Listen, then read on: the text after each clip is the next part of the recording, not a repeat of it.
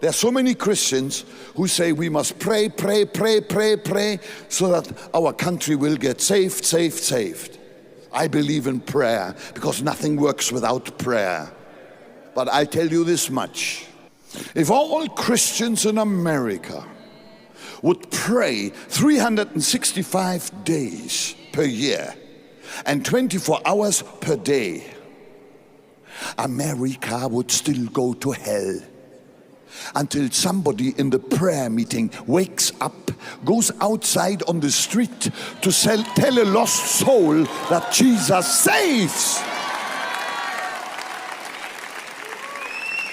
That's why Jesus said, go into all the world and pray. No, go into all the world and preach the gospel.